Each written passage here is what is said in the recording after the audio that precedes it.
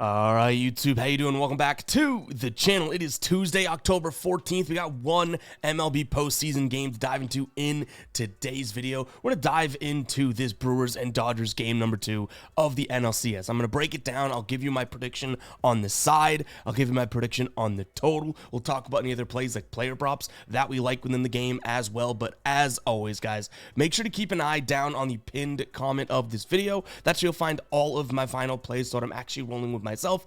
If that does interest you, it's absolutely free down in the pinned comment. Before we do dive into this game, I want to talk to you about DraftKings Pick 6 and their amazing deal for new customers. Our friends over at DraftKings are offering new customers a play $5, get $50 instantly in bonus picks. You pick more or less based on the player's set projections. Obviously, the more you win, the more you get paid out. Go enter a lineup over there. Again, play $5, get $50 instantly in bonus picks for new customers. It's a whole lot of fun. Get some additional action in on the game. That link will be down below in the description, as well as the pinned comment. Again, DraftKings Pick 6. I've said it. Play $5, get $50 in bonus funds. Let's dive into this game, shall we? Got the Brewers down 0-1 in this series. Plus 108 they are right now on the money line total, sitting at 7.5. Freddie Peralta gets the rock here in game number 2. He's going up against Yoshinobu Yamamoto. Nailed it.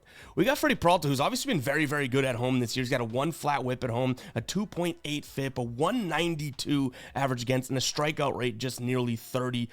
Now, he does have some walk issues, and he has all year, 9.1% walk rate.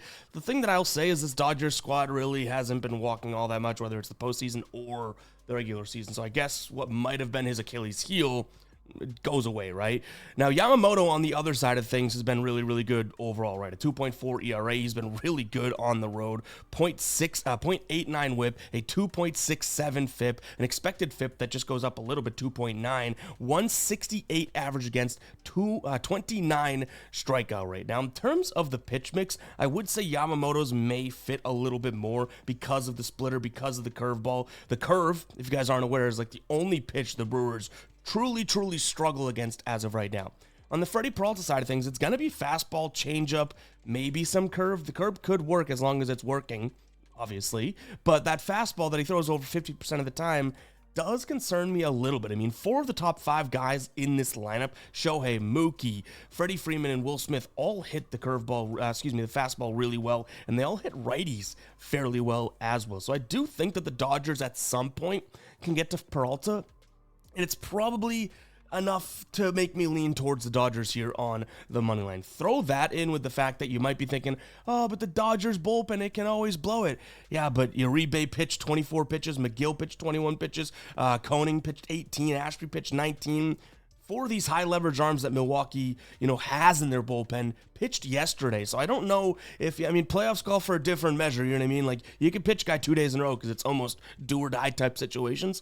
But I do think the bullpens end up evening out because the Dodgers, I don't love that bullpen, right? Even though they've been okay in the postseason, or I guess recently in the postseason, that kind of evens out with now the taxing of that Brewers bullpen. And I do think the Dodgers are the better bats. They're just kind of rounding into form. I've said that. I said this is, I've said it like a million times, like a broken record. This Dodgers team got good right at the right time, and everyone kind of doubted them. So yes, I do lean Dodgers in this spot. I think eventually they get to that fastball of Freddie Peralta. But that being said, what we're looking at on the total, I still don't mind the Nerfy. I think Freddie Peralta goes out there at home, fired up, wants to get his team a win, and he can shut them down. Shohei, Mookie, Teoscar, like obviously those are big names, but I do think he can get through one inning of work. I'm assuming he can, due to the fact that he obviously has been very, very good so far this season doing it now. The playoffs, a little bit different, but in terms of Freddie Peralta to the Nerfy so far this season, he's been really, really good. I believe it's 55% overall, but then you flip it to him at home, and it's nearly 60%. Last year, he was under 50%, so a big change from this year. Last 20 games, last 10 games, again, it kind of goes down a little bit just because of the playoffs, but still 3 of his last 5 home games looking good too. So I do think I like the Nerfy here, but I get a little conflicted, and it's weird to lean towards the Nerfy, meaning I'm thinking there's 1 inning of no runs, right? but also kind of liking the idea of the over. Bullpen a little decimated for Milwaukee. Like I said, I still don't necessarily like the Dodgers bullpen, and there are a lot of big bats in this lineup, right? I mean, in either lineup, look at the first 4 names on each side. You're like, whoa, you know? So yeah, I know it's playoff baseball. I know we just saw, what, a 2-1 game, was it, in game number 1? I still kind of like the over 7 if you can snag it. So yeah, not that those correlate, but I like the Nerfy and I like the over from a total perspective. Let's dive into a player prop here that I like. Now, Jackson Chourio started off that Cubs series obviously really, really well, right? Honestly, that Red series too.